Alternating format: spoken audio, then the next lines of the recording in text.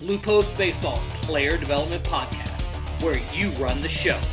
I will be your host and voice, Coach Leo Young, sitting down with experts in the field of player development, asking them to share their experiences, strategies, insights, and expert advice on how to take your game to the next level. So sit back, relax, get ready to level up. You heard me say in the intro that I will be your voice. Here's what I mean by that. We interview all of our guests 2 times. The first interview, we're going to be talking about their successes and all their accolades and how they got there and diving into really hard-hitting questions and gathering some advice that you can use as a player. But I can't ask everything. So, on our second interview, I devote that time to the questions that you post in the comments section. So if I miss something, if there's something that you want to ask, if there's just a question in general, drop it in the comment section. And on my second interview with these folks, I'll be sure to ask. As you're putting your question in the comment section, please make sure you like, subscribe, and ring that notification bell so YouTube will let you know the next time we post a podcast. Now that you know how to get your questions answered, let me introduce you to our guest. It is my pleasure to present to you Coach Bryan Henry of Tallahassee College. Tallahassee College is a high elite junior college program with both state and national rankings and have put many guys into the big leagues. Now, let me tell you about some of his accolades. As a player, he was a 2A Player of the Year in high school. He was a dual role guy. He was an infielder hitter as well as a pitcher. 3-time All ACC Pitcher at FSU. He was a 2007 All-American ACC Pitcher of the Year. He was drafted in the 12th round with the Diamondbacks and pitched all the way through their system. He also was a selectee on the Pan Am Games to represent Team USA. After his playing career was over, he went and started coaching both at FSU and at FAMU. And at FAMU, he won 2 MEAC Championships as the pitching coach. After Coach McLeod retired at Tallahassee College, they went calling for a new head coach, and they found a local guy right there, Bryan Henry, who could not be more qualified. So let's jump into that interview right now with me and Coach Bryan Henry. Bryan. Leo. What's up, brother? How are you? I'm good. Appreciate you stopping by. Yeah, absolutely. It's been a long time. It's been a long time coming, and I tell you what, I've known you since you were a kid. You're a grown man with a family and kids and stuff now, and doing cool stuff. But it's really neat to see you climbing the ranks, doing your thing, and just constantly hitting marks of success. So, you know, on guys that have known you for a long time, we're real proud of you, and certainly proud of you in the manner in which you do things, which we're going to dig into that a little bit here, right? Awesome. Thank you. All right. So Bryan Henry. Now, if I get any of this wrong, you have to correct me, because I pulled some stats. You went to Florida High. I did. So that's a developmental research school for Florida State University. You were a 2-way player. You were an infielder and pitcher. Correct. So that's what you did. You went from short to the mound and from the mound back to short. You were there in 2003.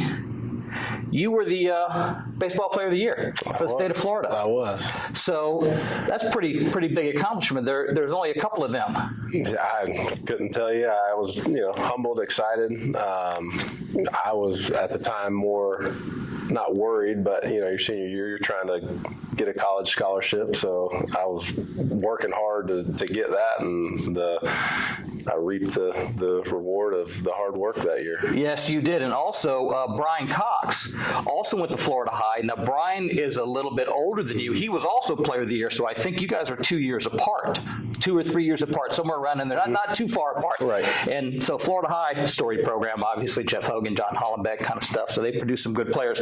You went on to Florida State, correct? After a pit stop in junior college. Okay. Went to which junior college did you go to? North Florida Community College. And North Florida has actually closed their program many years ago, so you were one of the last classes to go through. I was. Played for Coach Steve Givens, who is in Tallahassee and a good friend of mine now, and stops by here to check on me and mentor me a little bit. So, a year I'll never forget.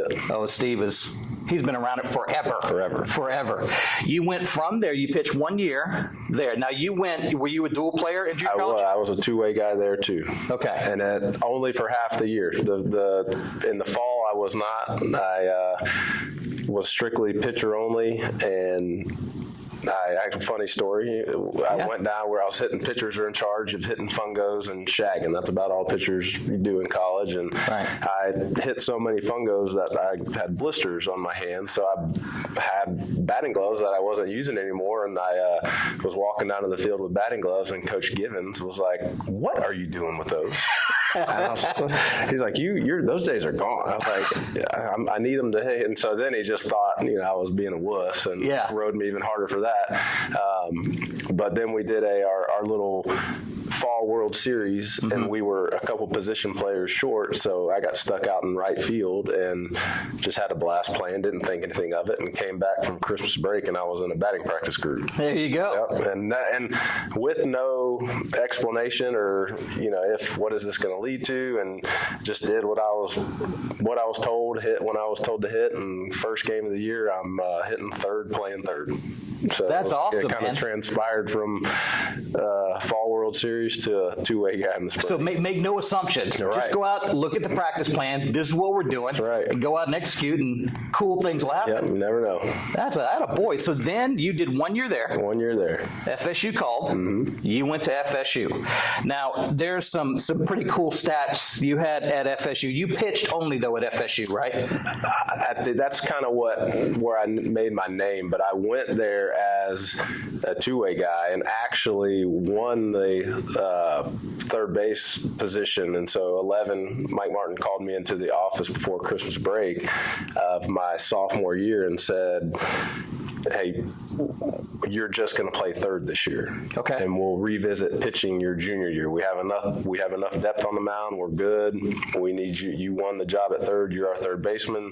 So we came back from Christmas break, and I didn't pitch any. I didn't even throw bullpens. Did nothing. I started the first 30 games at third. Okay. We went out to Hawaii for our spring break trip, and I think we played. It was 10 games in 7 days. So, you need pitching to do that. Yep. And one of our starters went down with an injury out there, and we had nothing. And so I got kind of, "Hey, be in. We need you.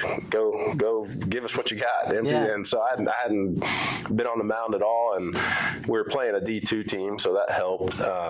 And I went 5 innings, maybe scoreless, maybe, I don't know. But I know we won. I got the win, and we came back from Hawaii, and then it turned into a reliever role. I came in relief one time from third, relief, went back to third. Then we were playing Georgia Tech on a Saturday. Started at third, came in through 3 innings, had 6 strikeouts, went back to third, and then on that next day, that was a Saturday, on Sunday, I wasn't in the lineup, and this time I'd actually started hitting better. I struggled with the bat, so that made their decision a little easier, but I was hitting good at the time, and I wasn't in the lineup, and I was kind of shocked, and 11's like, "Hey, no, don't worry, we're giving you a day off because you're starting against the Gators on Tuesday." And so wait, stop, back up. So you're playing third, and you're coming in, closing games, mid relief, kind of back and forth. You're not on the lineup card, no problem, no big deal, and you're a third baseman who also pitches. And then Mike Martin Sr., 11, says, "Don't worry about it. You're starting against the Gators, the biggest rivalry possibly in college baseball." Correct. And they were the number 3 team in the nation at the time. And I went out, and my arm was still getting into shape because I hadn't done anything. And I went 7 2/3, came off the mound and went back to third into that game. We ended up getting the win, and that was the last time I played third base. Okay. Going from pitching there, and then I started the Sunday game against Miami. We won that, and then I was the Friday guy against Virginia, and the rest was all on the mound. And pretty well on the mound. 3-time first team All Atlantic Conference, All ACC, 3 times. So you're 3 years there. All 3. All 3 were All ACC. All-American. You were an All-American, 2007. ACC Pitcher of the Year also in 2007. Was Buster on your club? He was, yes. He was a sophomore my senior year. So he came in. He played shortstop my junior year, and then he was my catcher my senior year. Yeah, and the reason I ask, Mike Martin has always, and a lot of college coaches do this, always had a really good ability to dual role guys. So Buster also came in as a utility guy, played the field, and he pitched, and he threw hard. He threw real hard. So same kind of thing for you. And numerous guys through the years 11 has done that with. And then you just settled in, and all these accolades are unbelievable. You were drafted in your junior year, correct? Or Senior year. Senior year. Say for your senior year. 12th round, went to the Arizona Diamondbacks. Now, you played about 5 years, right? Four full seasons, 5 years? Six, seven. I made it. I got released in my 7th season. Okay, so you're 7 seasons in. Okay. You sat in AAA for a couple of years. Right, yeah, last 2 years. Knocking on the door to the big leagues. And in 2012, International League, you played in the International League, won the championship there. 2010, Team USA Baseball selectee, played in Pan American games for Puerto Rico. So pretty good athletic career, brother. Yeah, it was fun. I'll cherish every minute of it, and got to play on some good teams, great guys. The Diamondback system was pretty loaded at the time, and so we won a lot. We won a AA championship, AAA championship. It was a good group of guys, and guys that I still keep in touch with. So it was an awesome ride. That's great. So that you kind of lived the dream through college. I mean, you got to play the pinnacle of Mike Martin's time, and you got to do all of that, and you get to go and really have great experience at the pro level. So you can't really ask for more other than going to the big leagues. Making it to the big leagues. You want to make it to the big leagues, but so many times our careers end unceremoniously. Oh yeah. And so I think that's pretty daggum good career. Yep. You then said, okay, I'm gonna start coaching. I did, well, with the help of Mike Martin. So after I got released from the Diamondbacks, it was July 8th, but who's counting? Right, who keeps track of that? So I came back to Tallahassee for a little bit, for about a week or so, and signed with an independent ball team. Okay. And so I was up playing with the St. Paul Saints independent ball team, and that throwing great, actually. To back up, the year before I was in AAA, and 11 called and asked me to be the volunteer assistant for the coming year, and I had to turn him down, and I just said, 11, I'm a phone call away in AAA. I can't retire from professional baseball to be the volunteer. I was like, I really appreciate it, but I can't. Yeah, because you're right there. You're one step away. Yeah, and when he called me, I was throwing good at the time too, so you never know. So now, fast back forward, I'm playing independent ball.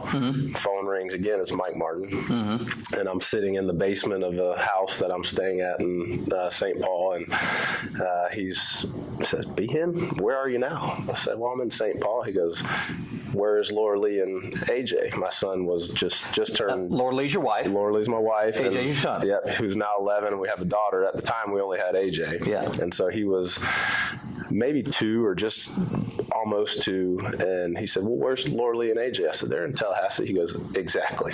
He said, "It's time for you to come home and start coaching." Yeah, because now you're not in AAA anymore. Now you're in independent ball, so you're hanging on. Hanging on. But independent ball sometimes is a hanging on. Yep. So, I said, touche. Yeah. You got me now. Yep. And if I turned that position down 2 years in a row, there wasn't going to be a third. Right. So,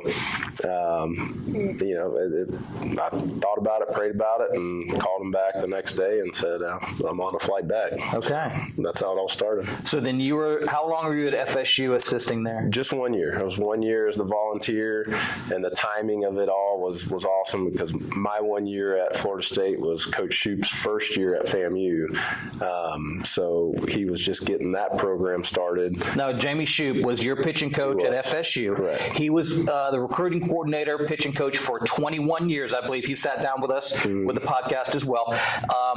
And phenomenal.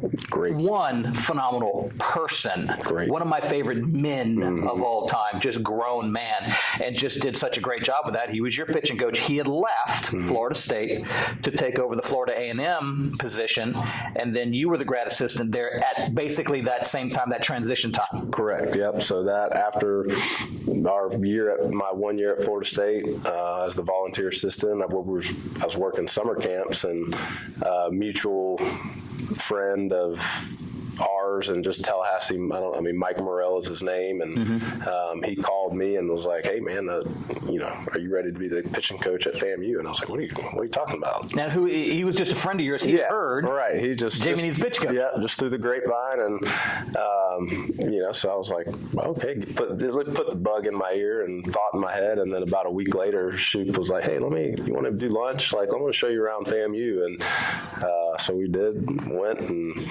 he offered me the position, and so you're 2 years. You're not even 2 years out of pro ball. Correct.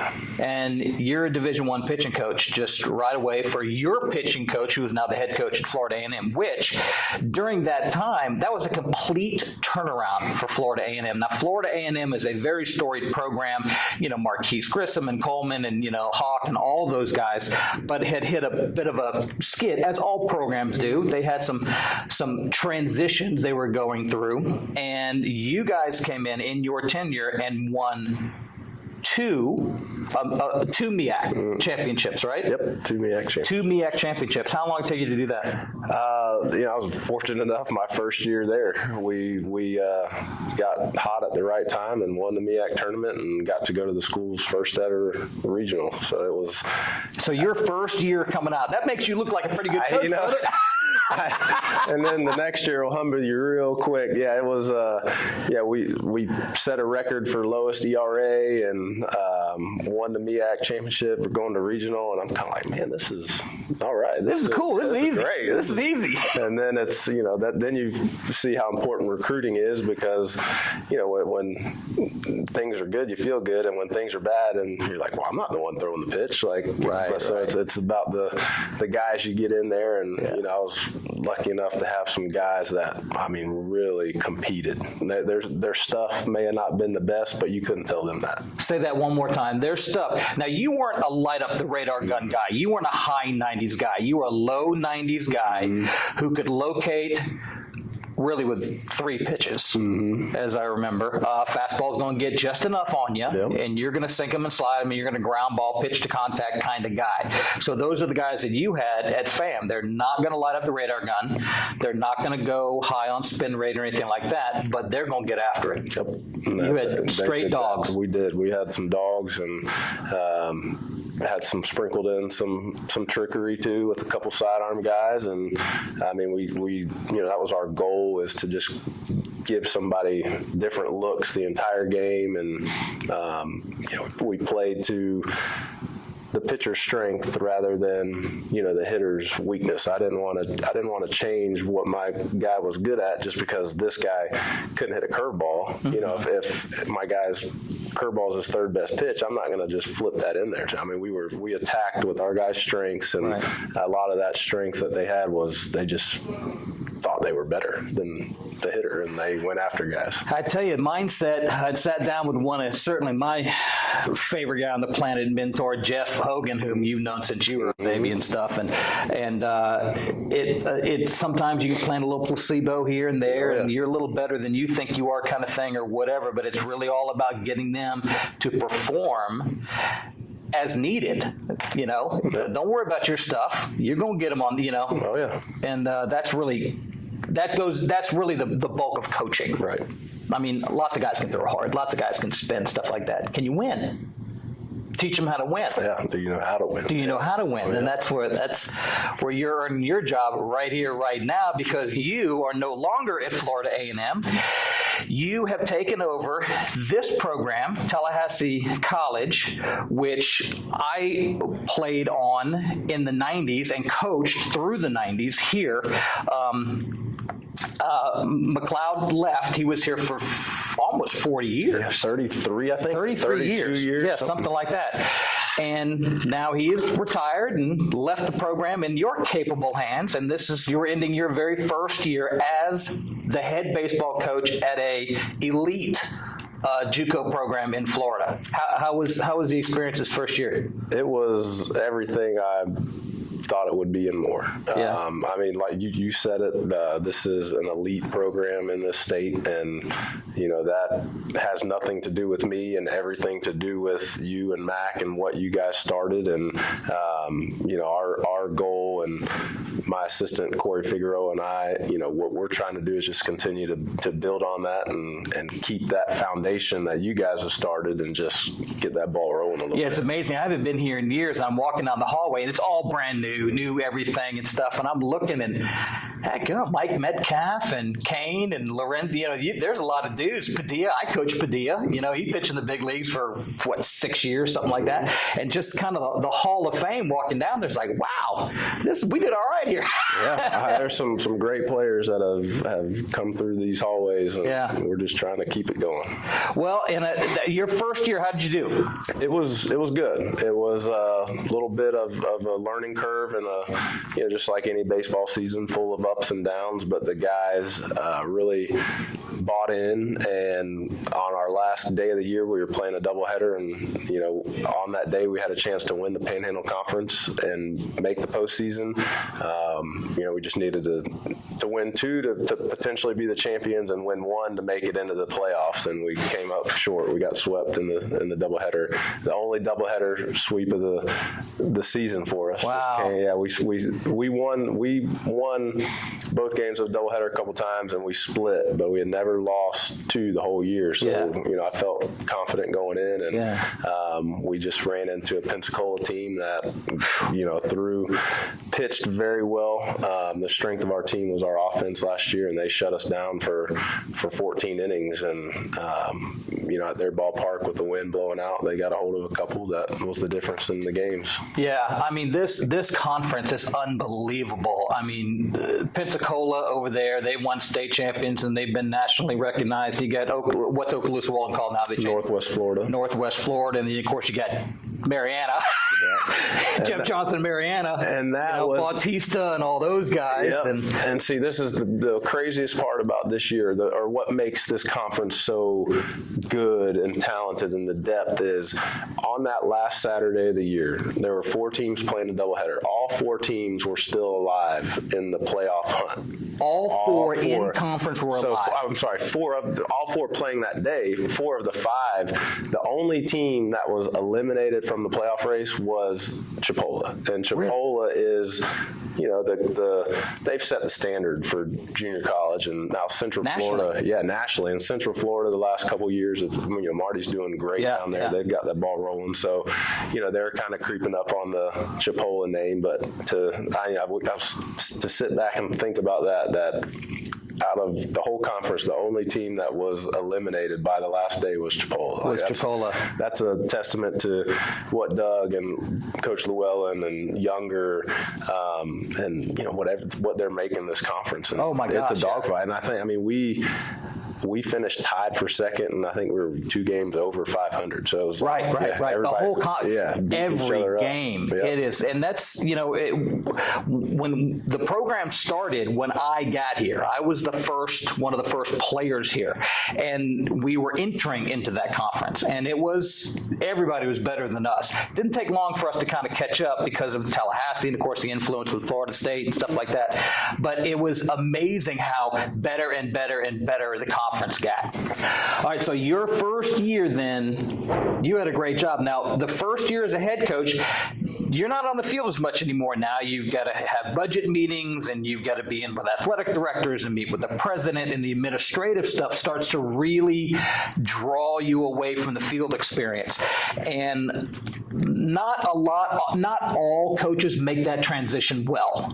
Because it's hard, because you got practice running, and sometimes you got 3 meetings you got to go to, kind of stuff. Mm-hmm. How has that been for you? Because as an assistant, you're insulated from all of that. Now you're the head guy. Yeah, so I was fully prepared by Coach Shoup.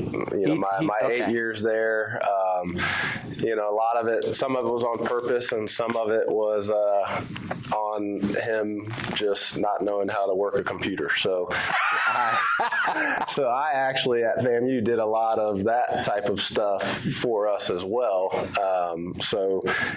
When I got here, it was nothing that I wasn't already accustomed to. And, the only thing now was all the problems were coming to me. So Coach Shoup would call. He called me every week. You still liking it? Still liking it? Yeah, he's you like, okay? He's like, I need you back. I need help with this Microsoft thing. I'm trying to make my schedule. It takes you 10 minutes and it takes me 2 hours. So that was the beauty of the FAMU side. As somebody would be like, go see Coach Shoup. His office is right there. Now I'm like, oh man, you got nobody you can send it to. Me now, so, but the administrative side, and with this being, luckily at FAMU, we were the same. I mean, we were low budget there, so we had to wear a lot of hats. We were director of baseball ops. We were compliant. I mean, we did it all there. So it's pretty much the same. And yeah, in most programs, I mean, if you don't go, I mean, you've got your Texas and maybe your Ole Miss and stuff like that, but most programs,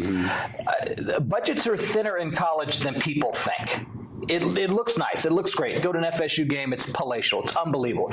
You go out to a USC game, it's unbelievable. But what you see is there's not as much money as you think, and everybody's got to do other jobs. It's hard to do. So let's transition a little bit here. Let's talk. This is a junior college. It's a 2-year school, okay? What's the difference between a 2-year school and a 4-year school when it comes athletics? So, and I'm kind of setting you up because the people that are watching this are, okay, it's a junior college. Why would it appeal? What's the big difference? And there's a lot of differences. Let's talk first about academic differences, okay? So to go to a junior college, which you did, okay, and you were an excellent student, I do remember that about you. To go to a junior college, the entrance requirements are not the same as like an FSU or Miami or somewhere like that, right? Correct. So what are the entrance requirements to come here? Graduate high school. Okay. Yeah. So this is open to the community. Right. You just need to graduate high school. So maybe you don't have that. You graduated with 2.5 or 2.2. You just got to get out of school.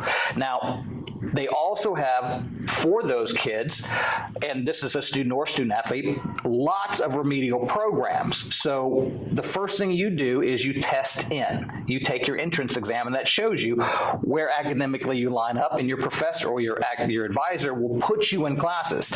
So if you perform poorly, as I did on my entrance exam, because I was a junior college player as well, in math, I don't take college credit math first. I take a remedial class to get me up and running. Class sizes. What are the class sizes here like? Well, now with the post-COVID stuff, everything went to online during COVID. They've kept a lot of that going, which has helped us in our enrollment as well, because now people can be TCC students in Orlando. Right. So it's what I tell the kids, man, when I'm bringing them on campus and showing around, it's big enough to be bigger than the high school you're at, but small enough for you to still feel comfortable and not overwhelmed. And the one thing we do here that, I'm not sure if other schools do this as well, but we have free tutoring for not just athletes, but every student has free tutoring for every subject. So if you are struggling, we can get you some help over in the library with tutors. So that's a little different. I know, at Florida State we had that for athletes, but I'm not sure the general population had it too. Right, exactly. So the class sizes are much more small and intimate here. You hear horror stories of freshmen going into their, at UCF or wherever, these big giant schools, and they sit down in an auditorium of 500 people, and it is extremely overwhelming. And I've been in those classrooms, and it's and the teacher doesn't know your name, you're a number. Yep. But in a junior college setting, it is really much smaller and, for lack of a better word, safer. Right, for sure. Cost. Here we go. Yeah. Cost per credit hour. I was doing some research. Florida State, and I'm not picking on Florida State because all the schools are like this. Florida State University, $215.55 per credit hour. Now, most classes are 3 credit hours. Okay, so one of those credit hours is over $200. So to be eligible to be an athlete, you need to be taking 12 credit hours. So that maths out to over $2,500 per semester. Here it's a little over $100 a credit hour, which is $1,200 per semester. So it is roughly 3 times less wants to come here academically. And with the rising cost of college, you have children, so you got to be looking at that. Oh, yeah. It is real deal. So academically, if a kid can graduate from high school, you reasonably graduate from high school, he can come into a safe environment academically where the class sizes are smaller, he's got free tutoring, he's got the support they need, and for pennies on the dollar compared to a major university, they can come to school here and be an athlete. Right.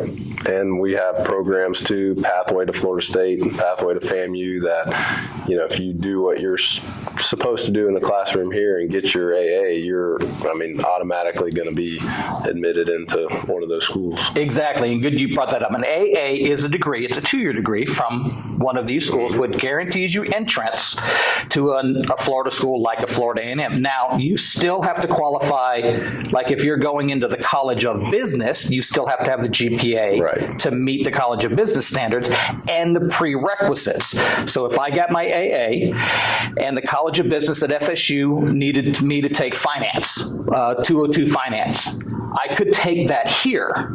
202 finance, that's a prerequisite, and as long as I'm meeting their GPA standards, I can go right into the College of Business. Nice, yep. And for athletes, it's AA with a 2.5. Athletes with AA with a 2.5, and off they go. Yep. And obviously that's, our guys, we've set the standard. We want 3 O's just because the last thing a coach wants to do is worry about you in the classroom and getting in. But the standard is AA with a 2.5. Yeah. So this is a path for kids that need a different path. Maybe they're not at that academically accelerated school or whatever the case is. Now, let's talk athletic differences here, okay? At Florida State, and you did both, you did junior college and you did Florida State, there's some restrictions the NCAA puts as far as time on the field to their program, right? Mm-hmm. So in the fall, how much were you on the field? How much were you there with coaches? So, I know I've spent so much time in the Division I side of it with the 20-hour week rule, and Coach Shoup was so organized and practice schedules, and that was at FAMU. That was at FAMU, right. Yes. Like I've brought a lot of that over here. So yeah, there aren't, we call the junior college the Wild Wild West, and but my guys, I tell them we're not going to be out here just to be out here. We're going to get on the field, do what we need to do, get our work done, get better, and we're going to be done. So we typically stay into the D1 20-hour week rule, and but the guys are constantly in here working and getting better. Right, that's with coaches, with equipment, with athletes. Those 3 are in the same place to meet that 20-hour week rule. But if they're coming on their own, right, go on. Oh yeah, it's open and ready to go in the indoor cages and the field and things like that. So you kind of adhere to that, but you can run a longer fall. Mm-hmm. So at FAMU and at Florida State, there's an opening date in the fall and a closing date in the fall. But you can run longer. You can run more into the winter, right? Yes, we have. Ours are more just like dates. So our date is set. I think it's August, or the first when school starts, and then the last day is November 14th, if I'm not mistaken, for this year. So you can stay in that, like at the D1 world. You have a window. Yeah, and you much carve. More. Yeah, 45-day window, I think it is, and you carve that out and go. So here, we stay. We don't even go all the way to that August 15th. Our schedule, I just finished it actually, and I think November 7th or 8th is our last day, and then we'll get in the weight room a little bit and start getting that base established. And which this is the weight room that I had. Right. This is cool. You can see it, guys. This is a fantastic weight room for a program like this. Also in the junior college system, community college system, there are some different rules, and some of them have just rolled in and rolled back. There is the draft and follow again. So if you go to Florida A&M, you go to Miami, you go to Wisconsin, you're going to lose your draft rights. If you were drafted in high school, were you drafted in high school? I was. When were you drafted in high school? The 47th round by the Pirates as a draft and follow. You were a draft and follow, correct. Right. So if you went to junior college, so you got to keep your draft rights for another year. If you would have gone to a FAMU or a wherever, the NCAA, you would have lost your draft rights to your junior year, to your third year. Or 21 years old. or 21 years old. So in the junior college system, you can be drafted each year. Yep. So you get drafted in high school, and I'm going to use Mike Martin Jr. because we know Mike Martin Jr. really well. He was drafted out of high school.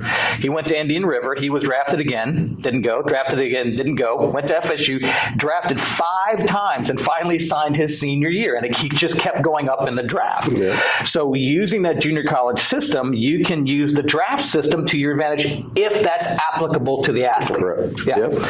Now, there are some other rules like the 90-day rule and things like that, which I wasn't finding much information on. Maybe we'll call Duke up or somebody like that and ask him about that, because the pro guy is going to know a little bit about that. But there's a lot more variability here. There's a lot more room your athletes have and your student athletes have to gain success. That's why these programs are here. Yep. Right? Absolutely. Awesome. So why should somebody come to who's going to fit the junior college model? Who's the guy that you're looking for? Is it just cybermetric athlete draftability stuff, or what's the guy look like for you that's coming here? We look for all of it, to be honest. I mean, the main thing I want is athletes. I have the soft spot for a two-way guy because that's what I was, and at the end of the day, I was an athlete that was able to do both. So if you get athletes, you can move them all over the field. Everybody wants the 6'4" shortstop that's going to be a first rounder, but those are unicorns that aren't but a couple. So the guys that I want are the ones that TCC isn't their end goal. They get here knowing that this is just a pit stop. I'm here to keep my options open, my windows open, and I'm going to make something bigger, better for myself. Yeah, so you're looking for that springboard guy Yep. that is going to come in that maybe needs a little help strength-wise, maybe needs a little stability stuff, maybe needs to hone some skill sets. What reminds me is Juan Padilla. We signed Juan Padilla sight unseen. We'd never seen him before. Once got recommended, said, yes, let's go. And he got here, it's like, oh, wow, we got a lot of work. Great athlete, but did everything wrong except made the play. Somehow he made every play, fielded backwards, threw from a very odd slot, but that cat could play baseball and just continue to build and get better. So those are the guys that you're looking for. Yep. Those guys that are going somewhere else, whether that be the draft or we're FSU. moving on college. Yeah, I mean, and I use my personal experience as well as I knew. I mean, Florida State actually did offer me out of high school, but I wasn't ready. I wasn't ready physically. I wasn't ready. I would have went there and got lost. Been I would have been a boy amongst a bunch of men. And so I needed that year of junior college to develop. And the way the game has changed now, with all the physical training, with all the tools and information that's out there, if you're not a grown man at 18, you're going to get lost in that shuffle. So that's another reason why this is beneficial for kids is that may not have had access to that or just now growing into their bodies or still even growing. Right. And so we can offer them a year or two to continue to build that strength and end up exceeding what they were offered out of high school. Right. And then they get the coach that whoever it is, gets to see them playing against straight dogs in conference. Right. And the proof is in the pudding, are you developing, can you do it kind of thing. And that really helps them. And they can leave after 1 year. Yep. Then go after 1 year, they can get their AA and go after 2 years. So it could be a transfer or an AA transfer. Either one, doesn't matter, right? Yep. So you're looking for the guy that is kind of looking for you, looking to develop. Right. Hungry. We want hunger. You want hunger. I want hunger. I knew for me, I wasn't going to be outworked. I didn't make it to the big leagues, but it wasn't because I didn't work hard and have zero regrets about it. Yeah. That's what we don't want any guys that are going to leave here going, man, if I would have done this, where could I have went? So that's what I love about this level. That's the difference between here and FAMU. I get here in the morning and there are guys waiting to get in the facility. I leave after practice and there are guys still here. And I love that. Well, that's also too, that's when you're doing it right. Because some coaches are harder to be around. You know what I mean? You know what I mean, right? Sometimes you can't wait to get away from the field. But when you got guys that are, come on, man, where you at? Yeah. And hey, coach, we ain't done. Let's go. Let's go. So that's a testament certainly to the athletes you're bringing in, but also the staff. And I'm including Figueroa in here too, because I worked with Fig when he was a kid. Both of them, Corey and Cole, and then of course Bien Figueroa, their dad, and Edwin Figueroa, big leaguer and stuff like that. So he's a straight dog too. What a great oh my gosh. Speechless is a word. I mean, I'm very lucky and fortunate to have Corey Figueroa here as my assistant. And I mean, I don't want him to, yes, our job is to develop coaches too and move them on. But I mean, I would love for him to be able to stay and us build this together. And I mean, his baseball mind and knowledge and his connection. He's special. He is special. And how old is he? 35. Yeah. Okay. Yeah. See, I still think he was 18. And he still looks 18. He can probably still field and play with anybody, but you've got a staff, and Hage has been around for a long time. You have really done a good job assembling these guys, and I hope you can keep them as long as you can keep them, and kind of go from there. Now, you mentioned something about work. So I'm going to tell a story here. Your high school coach, John Hollenbeck, whom everybody knows, told me a story some years ago about you being, a dual role guy, and you got a little bit of a weird back injury or rib injury or something, a tweaky little weird kind of thing, right? Mm-hmm. And the story that he tells was, I get to the field and Brian's here and he's doing these silly rubber band exercises and these yoga looking things. He goes, it looks just the silliest, like kind of little, why would you do that kind of stuff? Well, it's because that's what was required, right? Right.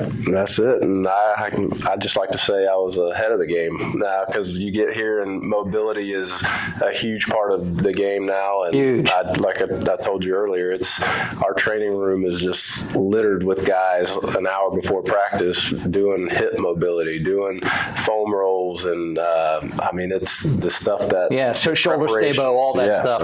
To get ready to go. So long gone are the days where we just roll the balls out and start practicing. It's a I hate to say it at this level, but it's a job. Yeah, and you know what? I'm okay with that, because you're looking for the grinder, right? Yeah, absolutely. The grinder kind of digs that. Yep. And you get here and guys are grinding and that ain't you.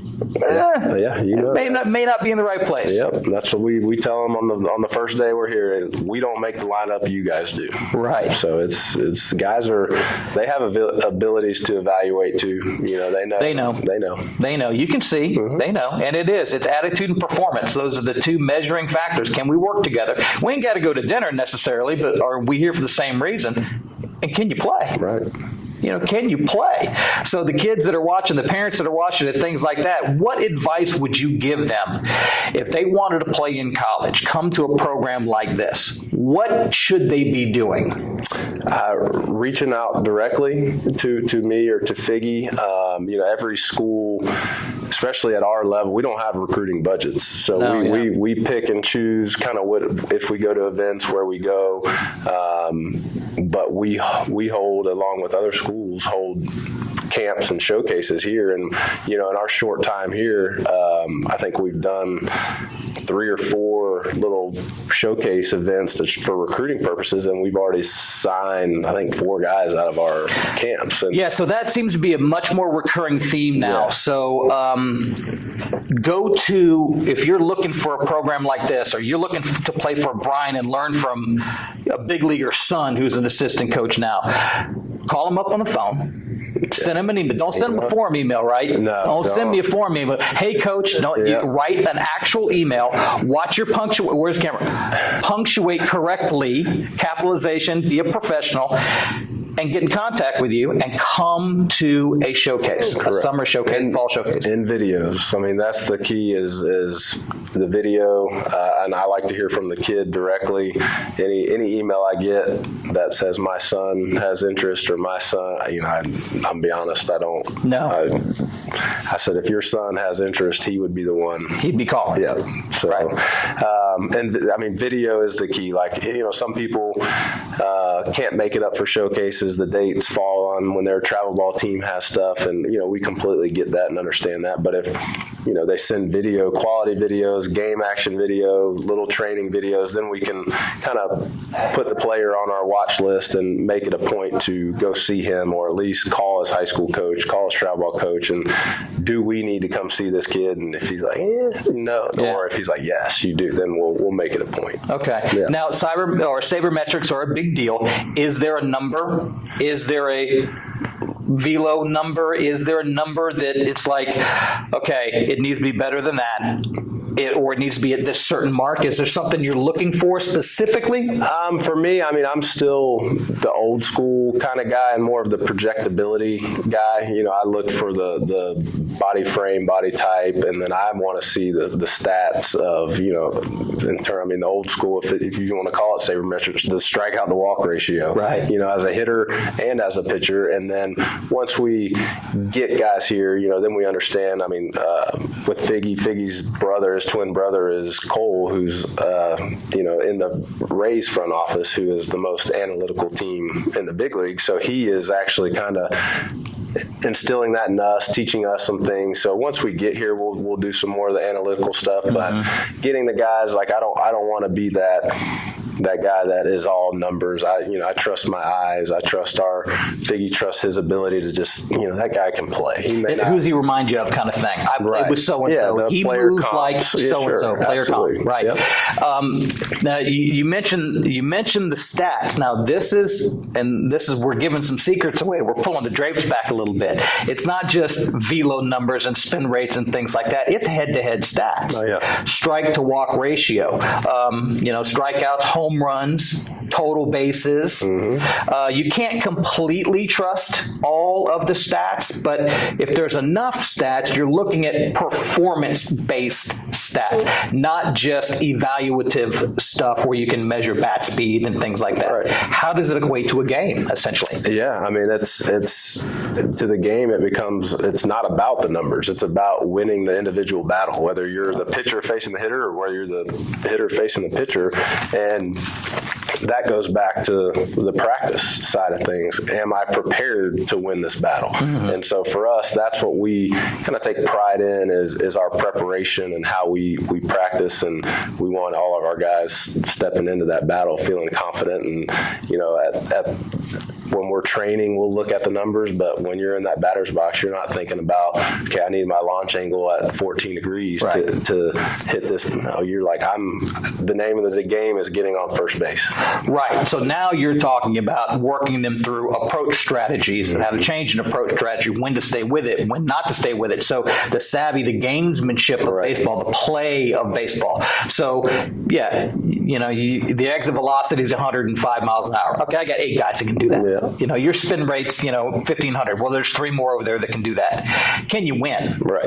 Are you taking an approach in? Do you have a plan, or are you just hacking? Because if you're going up just hacking, as a former college coach and pro scout, you're just an out waiting to be recorded. Correct. And, you're not going to help your team. And Coach Givens actually stopped by last week, and we were just talking about, what situational baseball has kind of gone out the window. It's more, every level is showcase baseball now. And, okay, I'm doing what I need to do and showing what I need to show to have somebody notice me and hopefully get that next opportunity. And, hopefully the guys that are lucky enough to get to the big leagues, all that, it stops there because they have to win the World Series. If they're not winning and you're not helping them win, next guy up. So yeah, actually a great test. Watching the College World Series this last year, Sully at Florida and LSU specifically, what a great job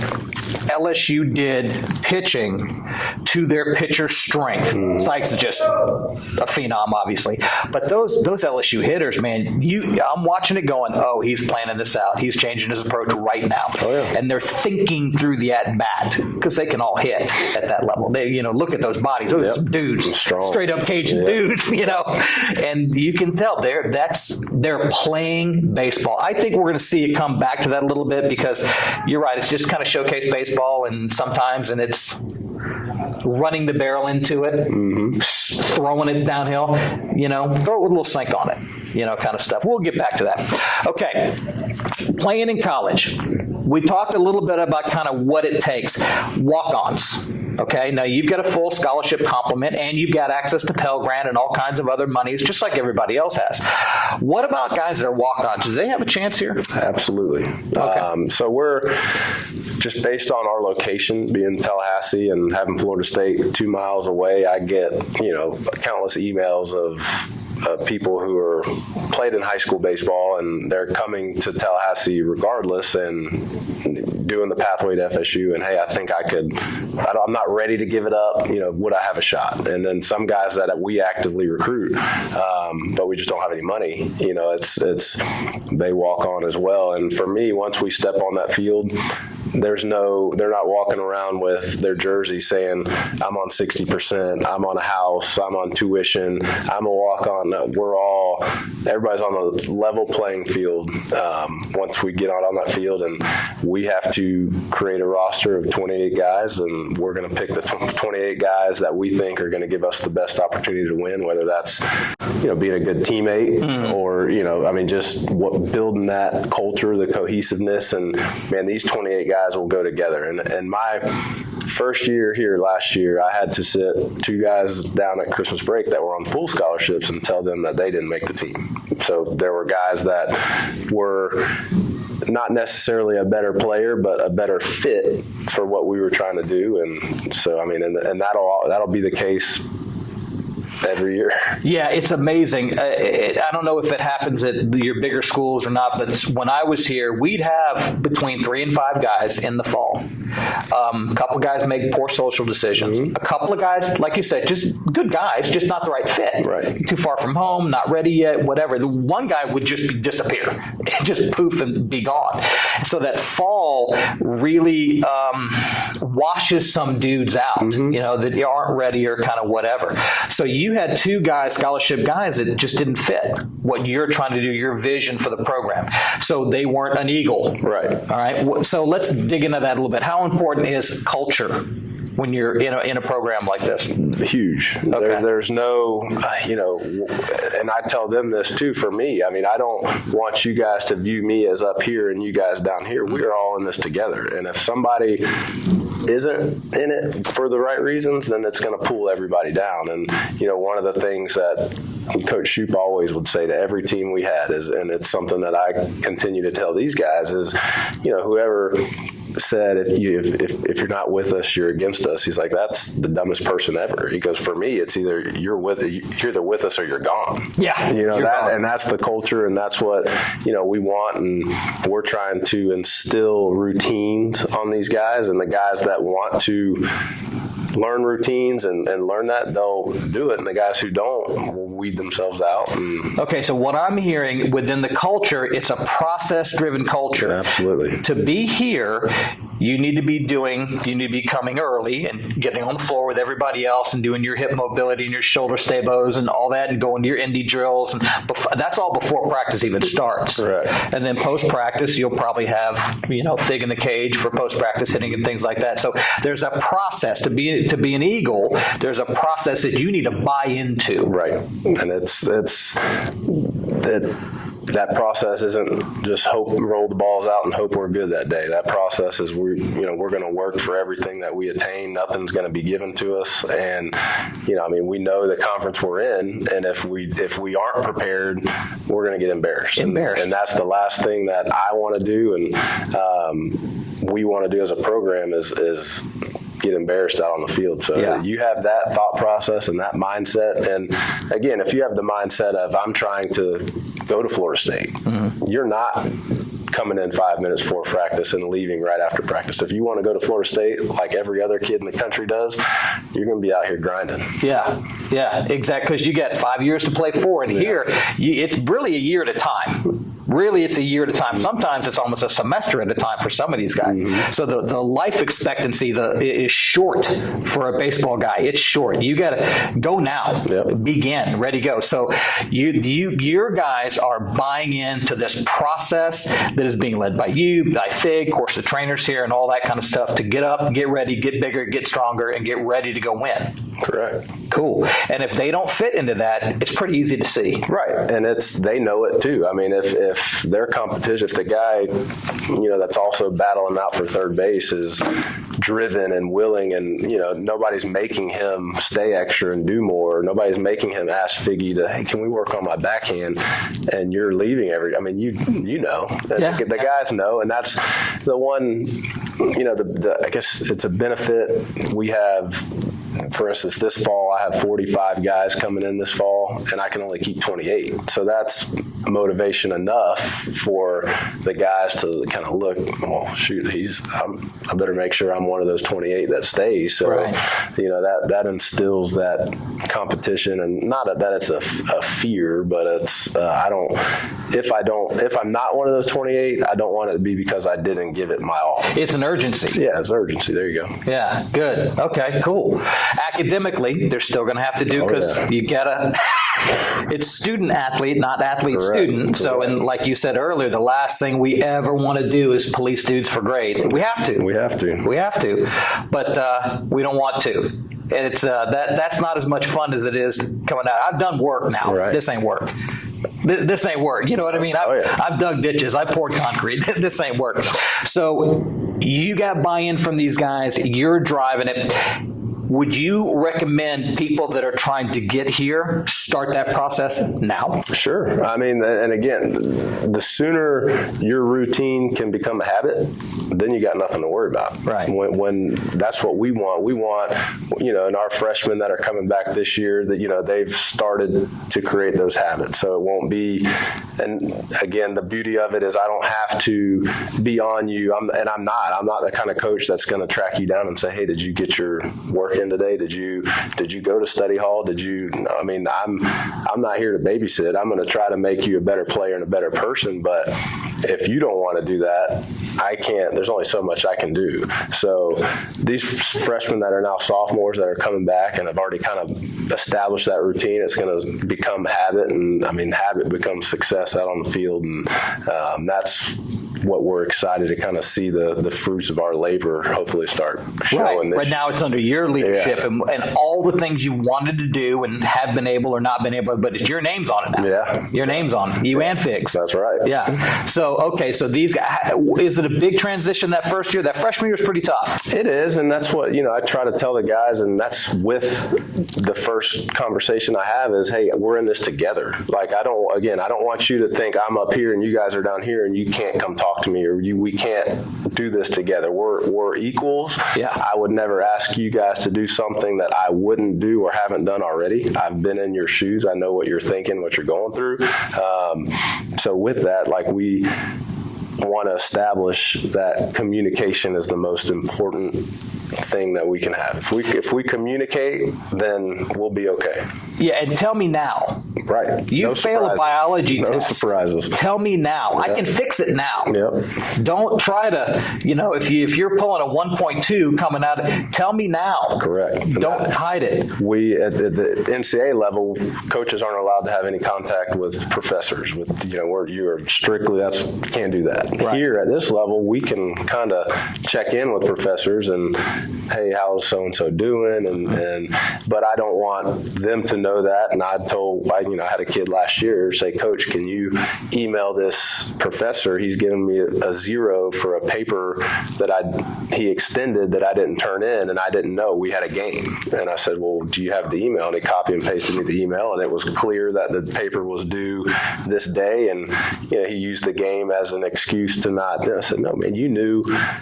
This email was sent to you on this day, which was 4 days before. You could have done it before. So I'm not trying to clean up messes or make excuses for you when it's part of growing up a little bit. Yeah, you kind of got to man up a little bit. Yeah. So it sounds like the process on the field is also a process in the classroom. Correct. And I equate that 100% to being on the field. It's your at bat is like a test.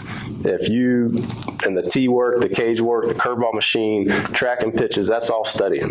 If you study for that test, there's nothing better than going into a math test feeling fully prepared, knowing everything. I had my tutor. And that first question comes up, and you know it. You're like, yes, I'm in. Here comes an A. And on the flip side, there's nothing worse than going into a test and that first math question looking like Spanish because you didn't do anything. So I tell them that all the time. I'm like, if you don't study for that test and you're not prepared, one, you're going to get nervous. You're like, I don't know that. Man, I have to kind of really grind through this, work through it, and I'm not sure if I got that right. And it's the same out there. If you don't if we don't do our individual drills for our infielders, if our pitchers don't get anything out of that pin before their outing, like we're going into that test unprepared. Right. So set that process, right, and work the process not by going through the motion. Right.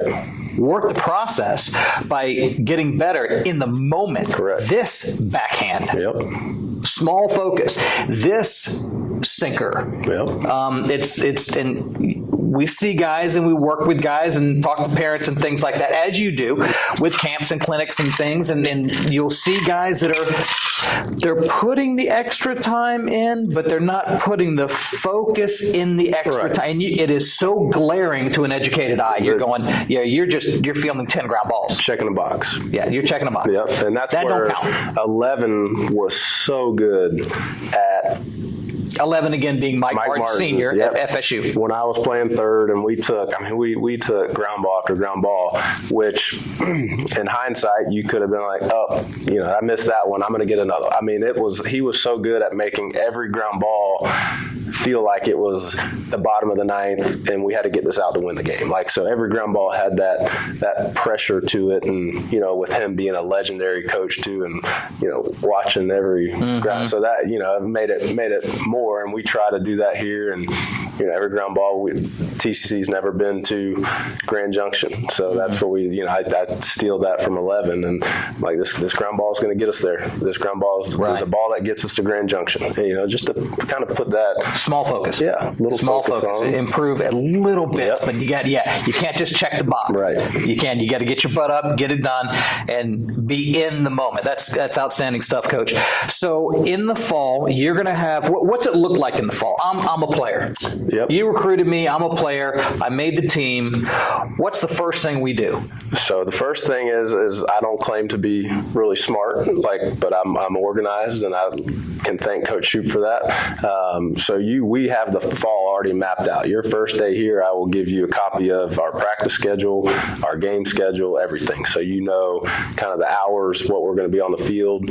Our first 2 weeks are, and again, it's all modeled basically after a Division I kind of calendar. The first 2 weeks are going to be individual drills, individual groups, small group setting for us to kind of get to know the new guys, the new players, evaluate, just see what we got, and also give the pitchers time to get their arms in shape. And then we will go into like our full practice setting, just like a D1, where we'd still do our individual drills, and then we do a team type drill, whether it's cuts and relays or T drill or bunt defense, first and third, and then we scrimmage. If we have arms available, we're going to be playing live, because in baseball, you develop by playing. Yeah, exactly. So you're going to come in, you're going to go into small group for extended period of time. Then as that progresses, you're going to shrink time. That becomes your individual drills, kind of pre-practice kind of thing. And then you want to get on the bump and get it going as fast as possible. Let's go ahead and start playing.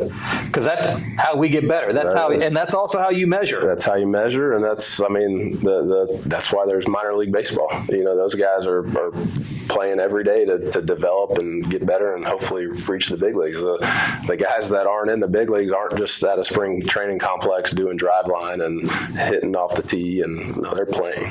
And you're evaluating, you and Fig and Hage, you guys are evaluating through this whole process, and I'm sure as a guy that's worked with two legendary guys, you're having post-practice meetings, and you've got You've got the things you've got charts that aren't posted. Right.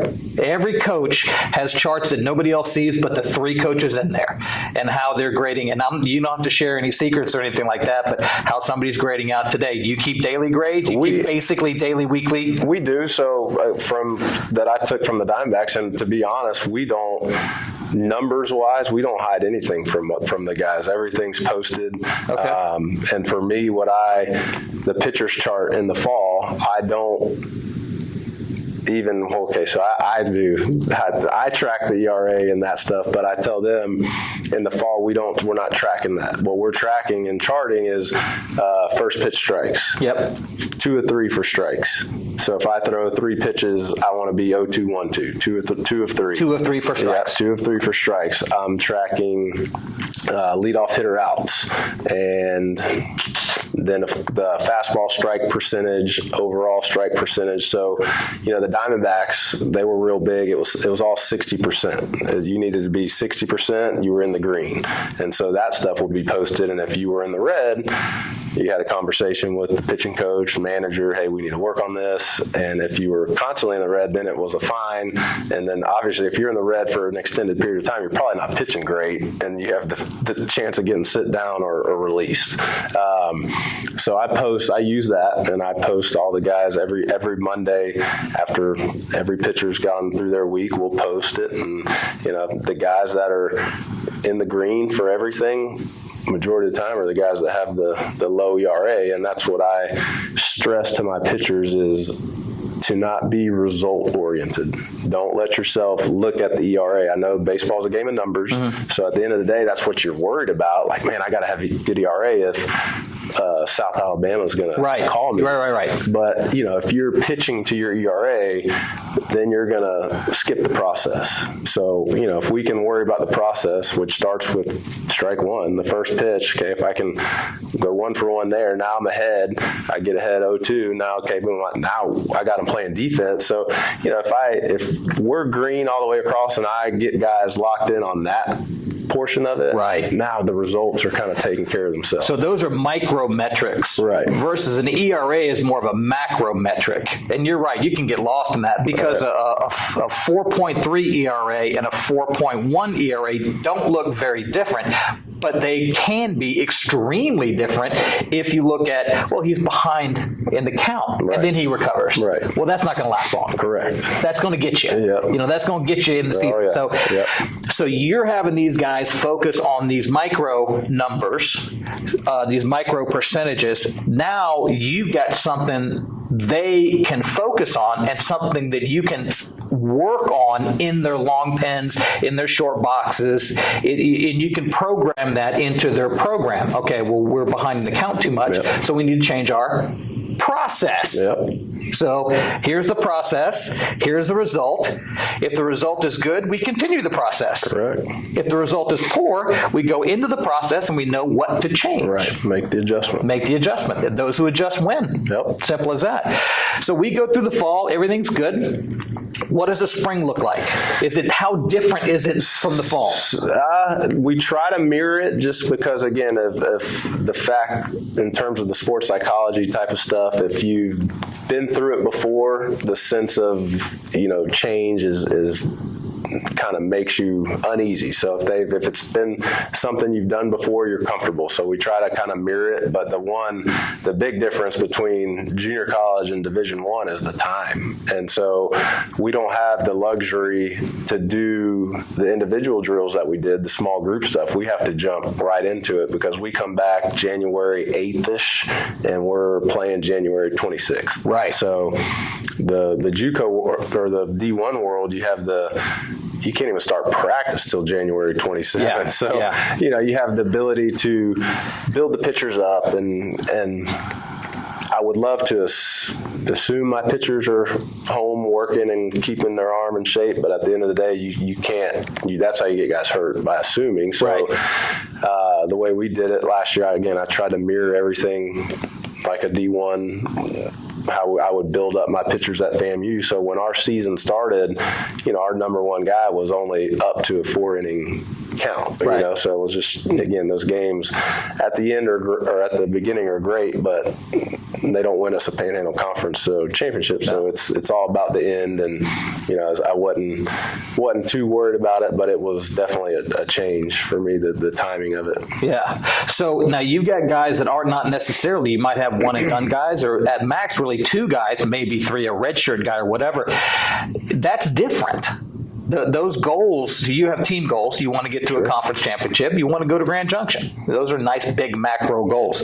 But the goals now for the kids, do you sit down with them? Do you have individual goals and have little meetings with them? Yep. So you're meeting with me and I'm a hitter or whatever, and we're talking about what my goals are? Yep. We have, at the end of the fall, we'll do an exit meeting, and we'll talk about one kind of, and again, in the line of communication, we don't, as much, I want them to communicate with me, and so I'm going to communicate with them. There's no, you shouldn't question, okay, where do I stand? You know, if you want to know in the middle of the fall, I tell them, come ask me. I won't keep anything from you. But at the end of the fall, we have exit meetings. And, at that time, it's too early to make a roster still. But, we'd say, hypothetically, if I had to set the roster tomorrow, you're probably on the outside looking in. So that gives that guy a chance, because I want to do my best to do right by every player too. That gives him a chance to explore possibly transferring at the break if they feel like, all right, well, I'm on the outside looking in, this guy's in front of me.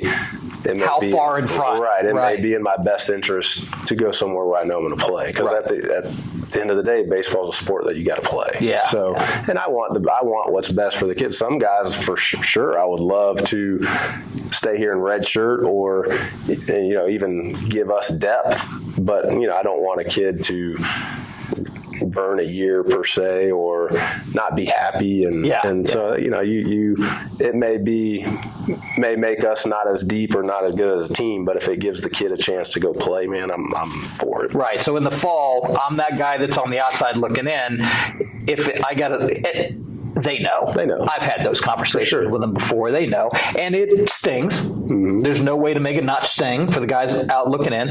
And I've known you for years, and you're going to help them do whatever you can. If this, look, this ain't going to work out right now. I'd love to have you stay, but he's way ahead of you. Right.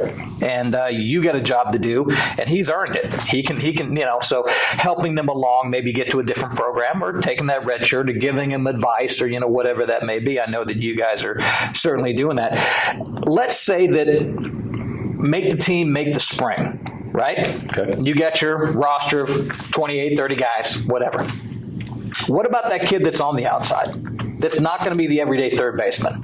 So if he's on we still practice every day, even when we're playing the pregame BP, the ground balls we take, they're still developing. And then last year, because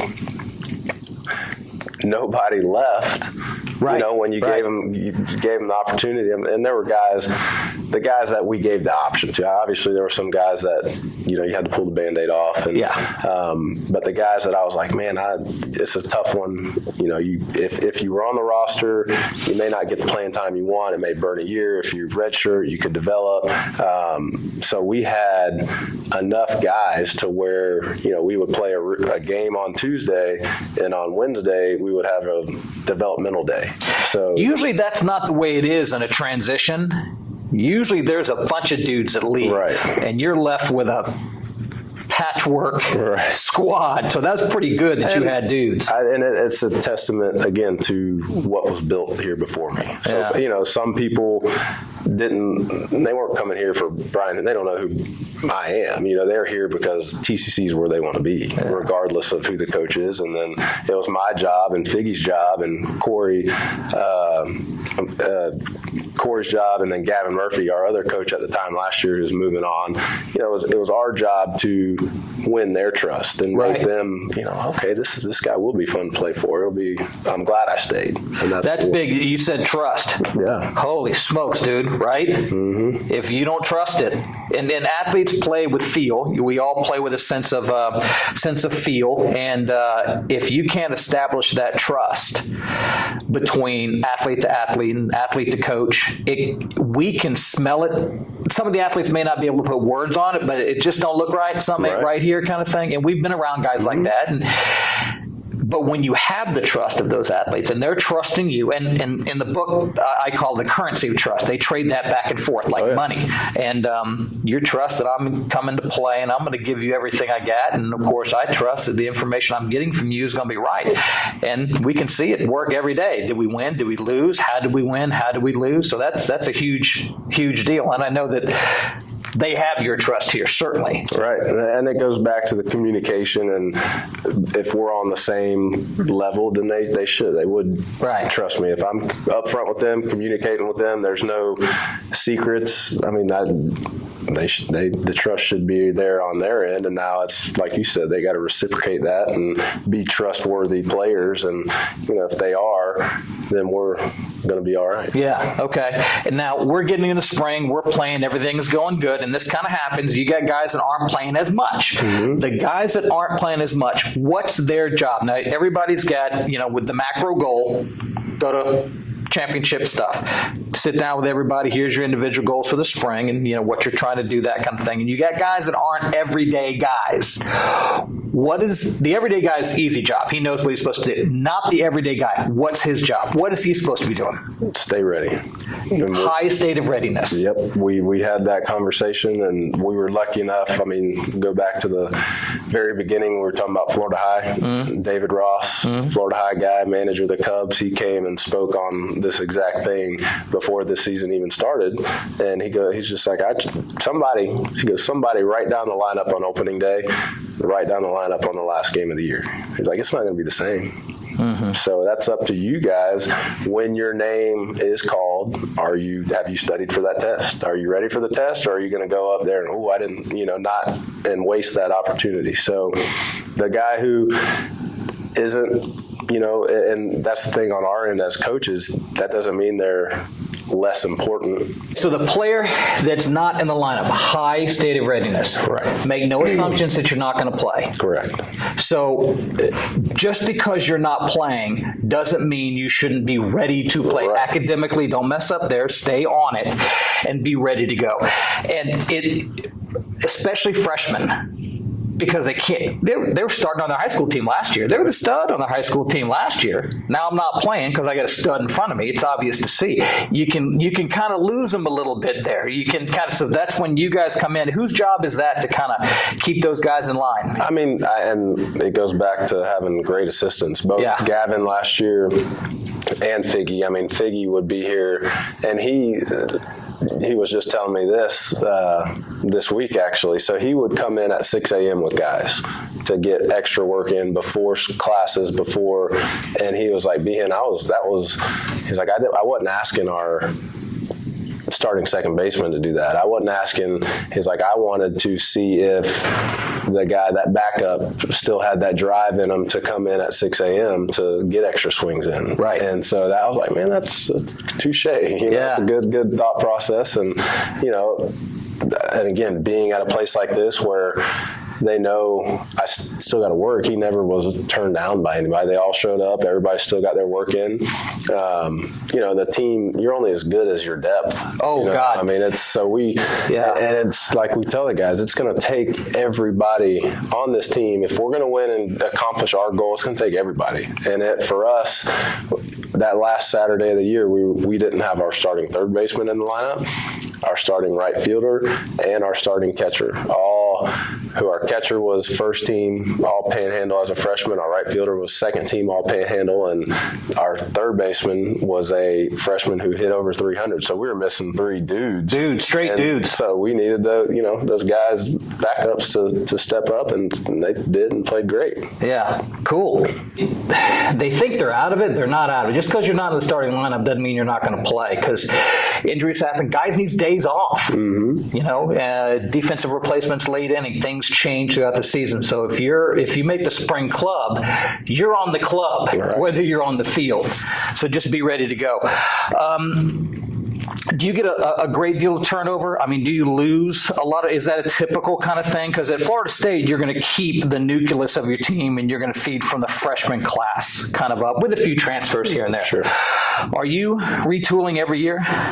Yes, because it's the JUCO and you only get them for 2 years anyway. And that's, going back to kind of comparing D1 to the JUCO world at FAMU, if we had a good recruiting class, that class would take us for 4 years. Yeah. Like here, we get to enjoy, we're pumped about the guys we're bringing in this year. And it's like going back to I don't want to stink or embarrass the program. I'm already panicking about next year because right. I'm only going to have the guys we like for 1 year, possibly 2 at the most. So it's like, man, you got to continuously keep this thing going. And so it's a 24/7 gig. And but to kind of answer that question is everybody who could come back this year did.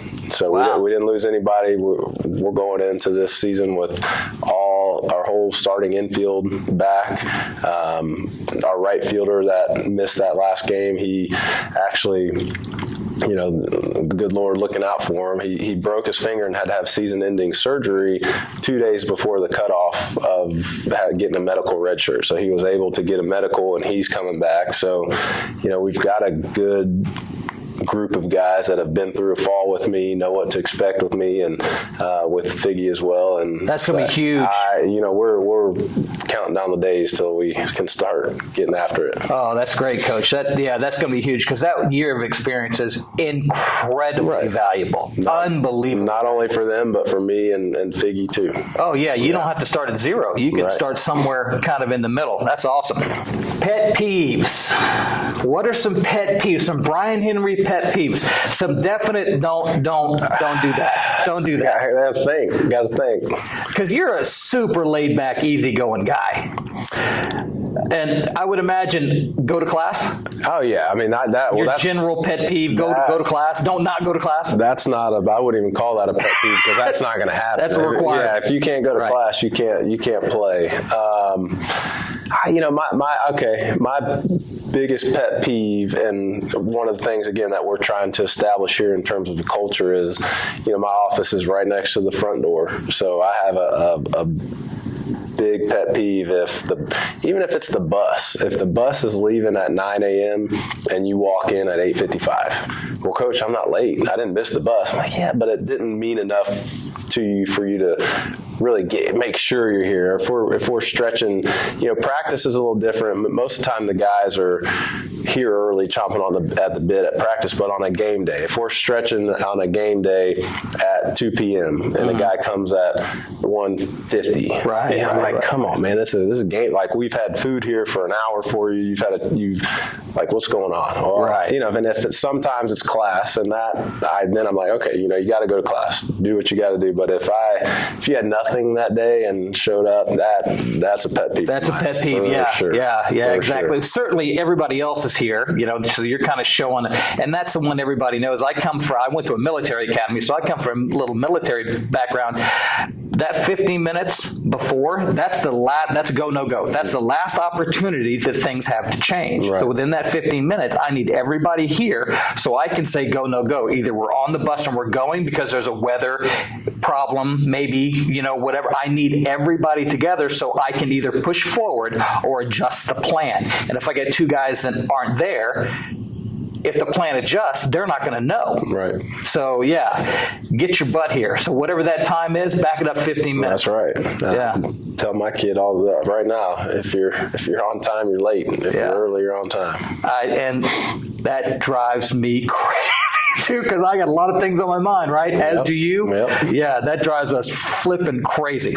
All right, 10 and 5. Let's get some cool stuff. You ready? I'm gonna ask you 10 questions. It's not rapid fire or anything like that, but ask 10 questions here and kind of see what you think. Seeds or gum? Seeds. You like seeds? I like seeds. Do you like the flavored seeds or the regular ones? Both. I'm a big fan of the cracked pepper. You like the cracked pepper one? Yeah, I do. Okay, cool. Day game or night game? Florida State, night game because the crowd. Oh, man. The crowd. Right? You got 5,000 strong at Bill Campbell? Nothing beats it. Or at Dick Hauser? Nothing beats that. Nothing beats it. Yeah, Now I've probably switched as a coach and having a family. Yeah. Like the day games give me a chance to get home and be with the family. So I'm a big day game guy now. Okay, cool. Grass or turf? I'm trying to get turf. So, aren't we all? Oh man, yeah, I mean, just again with the way the game's changing and the way everything and budget and stuff, we don't have a field crew. Like turf would solve a lot of problems. It's so easy. Yeah, so simple, and it always looks good. Yeah. It never looks bad. Right. Yeah. Home or away? Home because of the comfort. Away because we don't have to do any of the field prep. You just roll, take the and go. Yeah. Home because of the guys. There's a comfort, and we go back to routines. They have their routine of coming in here, doing their mobility, taking BP, coming in and cooling off, and some guys shower, and so that is home for sure. But man, it's nice to go on the road and sit back in the dugout and watch the other team. Oh, drag it. Yeah, all dusty and beat up a little bit. Yeah. So DH or pitcher hit? Well, biased. I'm a pitcher hit, man. Yeah, you're a dual guy anyway. Let me hit. Yeah. Attaboy. Batting gloves or bare hand? Batting gloves. You like the batting gloves? Yeah. Okay. All right. Pullover jersey, right? Mm-hmm. Or button up? Button. You like the look of the button up? Oh yeah. Yeah. Old school, and nowadays they're all pullovers anyway with fake buttons, so everybody wins. Right. Kind of like turf. Everybody wins on that one too. Yeah. Socks or stirrups? Socks. I'm a sock guy. So much easier. Yeah. I hated the stirrups. It's a good look, but it's like you just said, it's the pain of the doing it and having sock. Yeah, I got extra stuff. I hated that stuff. Long pants or knickers? Ooh. See, I'm going long now. You'd asked me when I played, it was the knickers. But when you get I think there's something about long pants make you look bigger than you are. The knickers make you look a little more athletic. They make you look fast, maybe that you can run. But I'm gonna go with the size. I like the long pants. You like long pants now? Make me look bigger. Make you look bigger. There you go. Sports drink. What's your color? See, this will probably start a whole nother debate, though. The green, I'm going green Gatorade. Old school green Gatorade. But people are going to say it's yellow. No, it's green. Lemon lime, it's green Gatorade. It's green. Yeah. There were only two when I was a kid. It was orange and green. Yeah. And so you're the green Gatorade guy. Green Gatorade. Okay, cool. All right, let's dig in here a little bit. Five ones we got to talk about a little bit. What's the accomplishment that you're most proud of? I mean, anything you want, personal, athletic, doesn't matter. Anything you want. I would start a family. With my wife, Laura Lee's been there from pro ball, traveled with me. So having her by my side and now having two kids, that's pretty cool. Yeah, family guy. I love it. Is there a loss that haunts you? Just one. There's there's losses, there's pitches, there's a few, but the one that I can really go back and just beat myself up on, and just as not even me personally, but just how we were in the driver's seat at the University of Georgia. When you were at FSU? FSU, I think it was the 2006 regional. We had beat them the night before to get into the championship game, the winner's bracket of the championship game. So whoever it was, whether it was Georgia or I think it was maybe JU that day was also still in it, had to beat us twice. And I was pitching that game, the first game, and they beat us, and I gave up a home run to Morris, I think was his last name, big home run hitter, and he got me, and I think we lost 4-2 or something, 5-3 in the regional. Yeah, in the regional, and then they ended up beating us the next game too. So that one loss led to the other. It was just that one stinks. I feel like I kind of let us down, and that was a chance to go to a super regional. And Georgia ended up going to the World Series that year too. So was that the Ron Polk year, or that was after Ron? That was after. Sean Rock or one of those guys. Yeah, forget who was even there. But that's Gordon Beckham. That was his freshman year. He played shortstop. I think Holder, maybe Trevor Holder, was a freshman pitcher that beat us in the championship game. I mean, it was just... They're dudes. Yeah, they're dudes on that club. Best trick, tip, or piece of advice you ever got? Who from? So, sophomore year of high school, a senior at the time taught me the balk move. Sophomore year of high school, you had a senior teach you the balk move. Yep, and he didn't even really know that he was doing it because I played first base my sophomore year because we had a senior at shortstop. So he was pitching. He's a right-handed pitcher, and he picked so many guys off. Mm-hmm. And I was like, dude, you got to teach me that balk move. And he was like, he wasn't even sure. He's like, well, I'll show you my pickoff move. I'm not balking. I'm like, yeah, you are. Kind of bark, kind of a little bit. But he was just bow-legged. So the way he came set, his knee was locked out, and so for him to do anything, whether he pitched or he picked, that back knee would have to kind of unlock. Yeah. And so I just, after watching that for a full year and talking to him about it, and he was like, okay, maybe I do have a balk move. And I picked a lot of guys off in my career.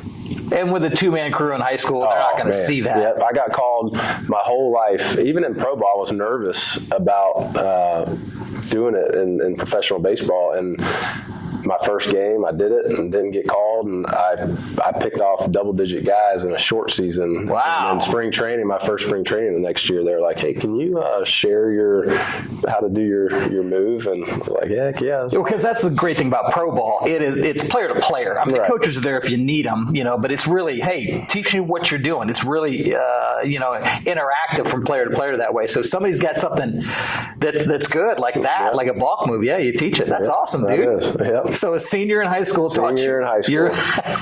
That's awesome. And then, all the great coaches I've had along the way with the baseball side of things, we'd sit here all day. That's a podcast unto itself. There you go. If you could go back in time, okay, would you change anything? Would you do anything different? I would. And that's probably for a whole nother podcast too. Right. But again, like my pro career wise, no, I wouldn't. I don't regret a single minute of it, the time of my life. If I could go back, and it goes back to the being a two-way guy. Yeah. The decision I made to go to Florida State, which they gave me the opportunity, that's all I wanted, was to be a two-way guy, or staying in junior college with Coach Givens and, most likely probably strictly just being a position player, because he thought that, and he came in last week and he's looking in my office. He's like, man, this is nice, but you'd still probably be playing in the big leagues if you just hit. So that's Givens. That's Duke. You ain't gonna get many hugs from him. No. So when you get a little kudo, you cherish it. He tells me all that. He's like, man, you were one of the top 3 hitters I've ever coached. Yeah. And so, of course, he didn't tell me that when I was making the decision. Right. But if I were to go back, it'd be to that point, sitting across his desk and maybe kind of seeing how it played out. If I said, no, I'm gonna come back. Yeah. So, but to go to Florida State and be a 3-time All ACC and All American.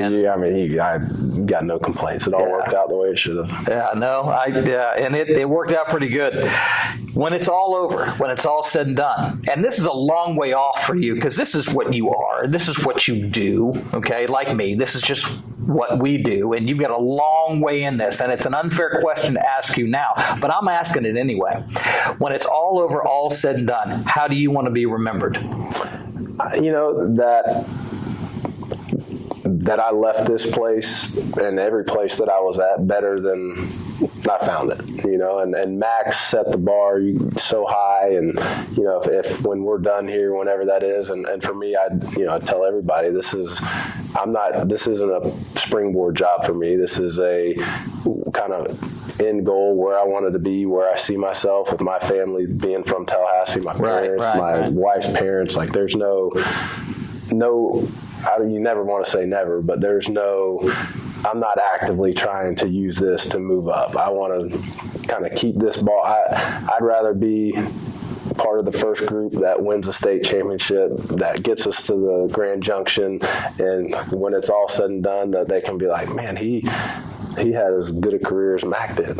Or this place, when Mac left it, it was awesome, and now it's even better. You know? So that's, you just want people to say, man, he was a better person to the players than a coach. Because again, I don't want these guys to feel like I'm here and they're there. We're in this together. I would love, like Coach Givens, I'm still pick up the phone and call him. I want, if these guys could pick up the phone and call me 10 years from now, 15 years from now, then I know I'm doing things the right way. Yeah, exactly. And if you got guys showing up early and leaving late, you're off to a pretty good start with that.